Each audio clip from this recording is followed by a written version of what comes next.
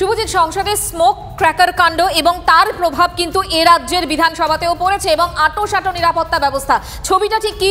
সৌরভ গুহ আমাদের সঙ্গে রয়েছেন, আমাদের প্রতিনিধি জানাবেন। সৌরভ,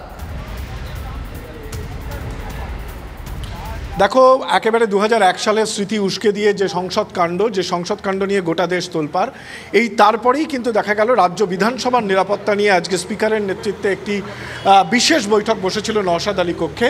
কিছুক্ষণ আগে যেটা স্পিকার বিমান বন্দ্যোপাধ্যায় জানিয়েছেন যে ভিজিটার্স পাস, ছাত্রছাত্রীরা বা অন্যান্যরা যারা আসেন সেই ভিজিটার্স পাসের সময়সীমা বেঁধে দেওয়া হলো রাজ্য বিধানসভায়। 2 ঘন্টার বেশি কোনো ভিজিটার্স থাকতে পারবে না বিধানসভা চত্বরে। এই মতামত আসবার পর বিরোধী দল বিজেপি তারা অভিযোগ করছে যে এটা আসলে একটা সাময়িক ব্যবস্থা, কিছু একটা করা হচ্ছে তার একটা দেখানোর কৌশল। আসলে বিধানসভায় তেমন নিরাপত্তা রক্ষীই নেই। বাকিরা যারা বিধানসভার পাশাপাশি তো নবান্নর দিকে নজর রাখতে হবে, যেখানে মমতা বন্দ্যোপাধ্যায় 10:50 নাগাদ পৌঁছে দেখছেন সেখানে পর্যাপ্ত নিরাপত্তা নেই, পুলিশ কর্মী নেই। সৌরভ,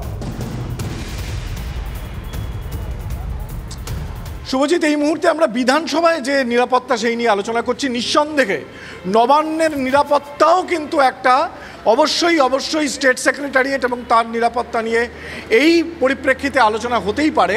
তবে ইতিমধ্যে বিধানসভার ক্ষেত্রে যেটা হয়েছে যে ভিজিটার্স পাসের সময়সীমা নির্ধারণ করে দেওয়া হয়েছে, যেটা আগে ছিল না।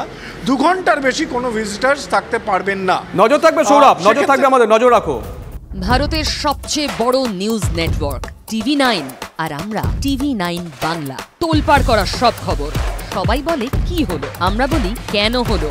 খবরের ভিতরের খবর, সোজা সাপটা, স্পষ্ট বিশ্লেষণ। TV9 বাংলা, না দেখলেই নয়।